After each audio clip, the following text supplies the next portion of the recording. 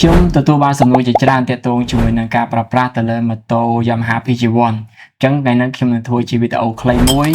ពីចំណុចដែលខ្ញុំចូលចិត្តនិងចំណុចដែលខ្ញុំមិនសូវជាចូលចិត្តបន្ទាប់ពីការប្រើប្រាស់ជាង1ខែនិងជិះបានជាង2000គីឡូម៉ែត្រទៅលើម៉ូតូមួយនេះតាមវីដេអូនេះពេញទាំងអស់គ្នា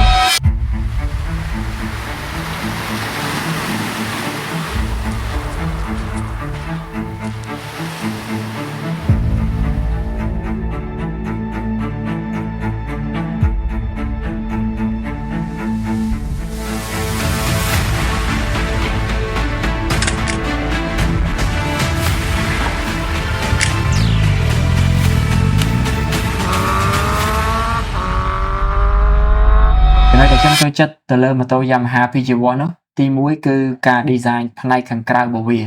រូបរាងខាងក្រៅរបស់វាមើលទៅស្អាតទាក់ភ្នែកហើយការ design បែប classic នេះមើលទៅវាមិនសូវជាស៊ាំភ្នែកទេចំណុចទី2គឺសមត្ថភាពម៉ាស៊ីនរបស់វាទោះបីជា Yamaha PG1 បំពាក់បូជាមួយនឹងកម្លាំងម៉ាស៊ីន 115cc ក៏ដោយប៉ុន្តែនៅពេលដែលយើងឡើងចំណោតចុះចំណោតឬក៏ជិះកាត់ផ្លូវលំបាកកម្លាំងម៉ាស៊ីន 115cc របស់វាអាចផ្ដល់នូវសន្ទុះល្អក្នុងការឆ្លងកាត់នូវឧបសគ្គទាំងនោះបានចំណុចទី3គឺជាចំណុចដែលខ្ញុំស្រឡាញ់ខ្លាំងមែនទែនទៅលើម៉ូតូ Yamaha PG1 មួយនេះគឺប្រព័ន្ធជើងក្រោមរបស់វា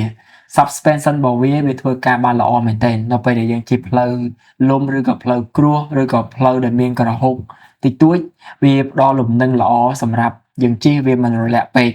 ហើយអ្វីដែលខ្ញុំស្រឡាញ់មួយទៀតគឺ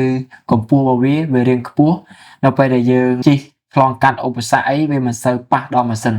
ចំពោះចំណុចទី4វិញគឺគ្រឿងលេងរបស់វាអ្នកដែលចូលចិត្តលេងម៉ូតូឬក៏ទិញម៉ូតូ PG1 ណាយកទៅលេងប្រហែលជាសប្បាយចិត្តក្នុងការលេងព្រោះតម្លៃនៃគ្រឿងលេងរបស់វាក៏វាមិនសូវជាថ្លៃប៉ុន្មានដែរ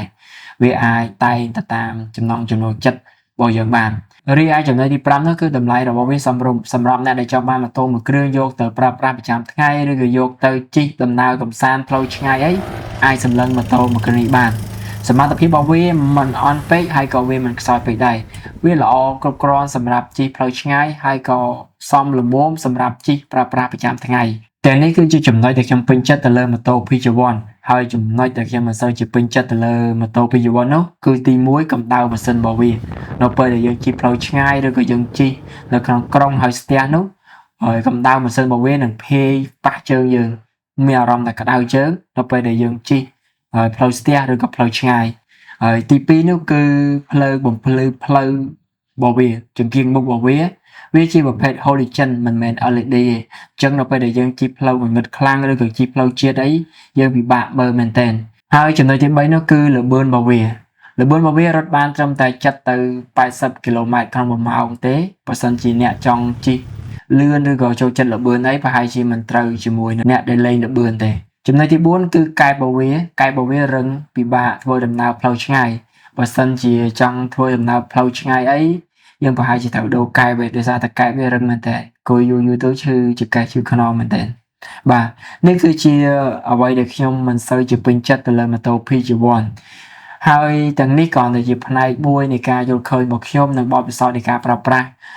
ជិត2ខែមកនេះបើសិនជាបងប្អូនមានបទពិសោធន៍ឬក៏មតិអីបន្ថែមអាចសរសេរនៅក្នុង comment បានអញ្ចឹងពីខ្ញុំមានតែប៉ុណ្ណឹងបាទអរគុណ